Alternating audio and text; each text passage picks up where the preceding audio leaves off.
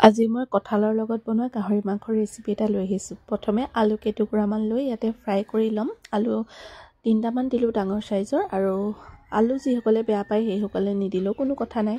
আৰু এতিয়া একেখিনি তেলতে দিলোঁ যিখিনি কঁঠাল মই কাটি ধুনীয়াকৈ এইখিনি বইল কৰি ল'লোঁ, সেইখিনিও ফ্ৰাই কৰি ল'ম।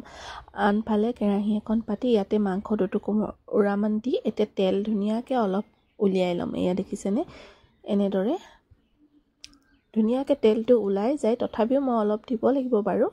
আৰু এতিয়া এইখিনি মাংসখিনি অকণমান ছাইড কৰি ইয়াতে মই মিঠাতেল অকণমান দি দিছোঁ, আৰু তেলখিনি গৰম হোৱাত এতিয়া দিলোঁ কাশ্মীৰী 2টা জলকীয়া, এইকেইটা ক'লা পৰাত এতিয়া দিলোঁ কাটি লোৱা 2টা পিঁয়াজ।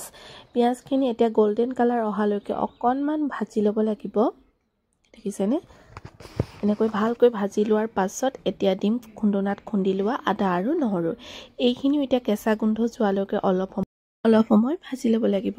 এতিয়া দিলোঁ ইয়াতে মছলাখিনি হালধি গুড়ি দিছোঁ, জিৰা গুড়ি, ধনিয়া গুড়ি, অকণমান ৰেড চিলি পাউডাৰ, আৰু এইখিনি এতিয়া অকণমান ভালদৰে ভাজি লোৱাৰ পাছত এতিয়া দিম ইয়াতে মাংসখিনি এতিয়া অকণমান 50% মান এইখিনি লৰাই এনেদৰে ভাজি থাকিম, দেখিছেনে।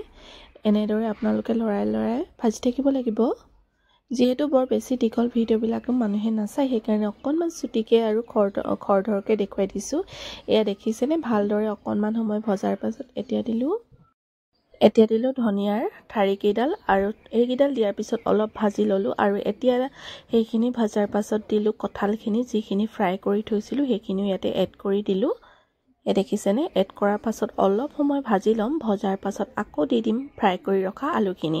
এনেকৈ যদি ফ্ৰাই কৰি লোৱা হয় তেতিয়া খাবলৈ বেছি ভাল লাগে টেষ্টটো, সেইকাৰণে এনেকৈ পাৰিলে ফ্ৰাই কৰি ল'ব। আৰু এতিয়া ঢাকনখন দি অলপ সময় এনেদৰে লুটিয়াই বগৰাই এনেদৰে লৰাই ঘনকৈ ভাজি থাকিম। ভজাৰ পাছত এতিয়া দিলোঁ 3টামান বিলাহী কাটি লোৱা, আৰু এইখিনি অকণমান ডাঙৰকৈ দিছোঁ বিলাহীখিনি দিয়াৰ পাছত অলপ সময় ঢাকি থ'ম, যাতে ধুনীয়াকৈ এতিয়া বিলাহীখিনিও গলি যায়। এনেদৰে আৰু অলপ 10 মিনিটমান সময় ভাজি ল'ব লাগিব।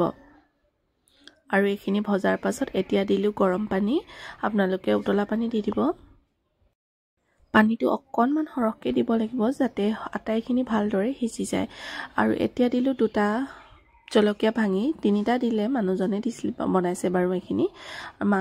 এইখিনি দিয়াৰ পাছত এতিয়া এয়া দেখিছেনে, মাংসখিনি ধুনীয়াকৈ সিজি গৈছে, মানে 70% মান হৈ গ'ল আৰু কুক। এতিয়া এইখিনি আৰু অলপ সময় ভাজিব লাগিব, দেখিছেনে কালাৰে সৈতে কিমান ধুনীয়া হৈছে।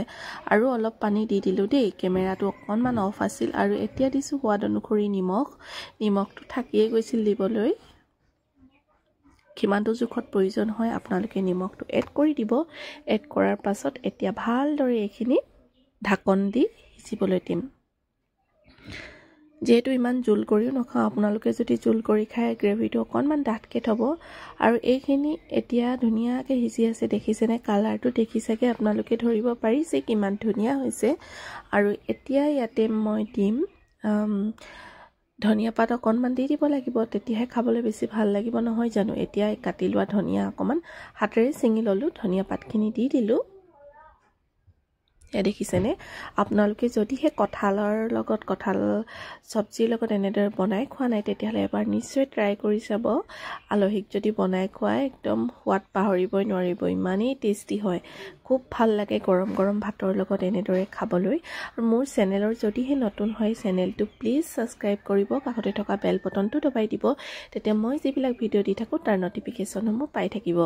ইমান সময় মোৰ ভিডিঅ'টো চাই থকাৰ বাবে অশেষ ধন্যবাদ। আৰু দেখিছেনে, মাংস দেখি আপোনালোকৰ বাৰু লোভ লাগিছে নেকি, ইমান ধুনীয়া হৈছে দেখিছেনে। আপোনালোকেও দেৰি নকৰি ঘৰত যদি কঁঠাল আছে গাহৰি আনি একদম ধুনীয়াকৈ এনেদৰে মই বনোৱাৰ দৰে বনাই খাই চাবচোন। আৰু এইফালে আপোনালোকক দেখুৱাইছোঁ দেই বাতিত বাঢ়ি, আমিও গৰম ভাতৰ লগত খাই এনজয় কৰিলোঁ পুৰা। তেন্তে আজিলৈ বাই।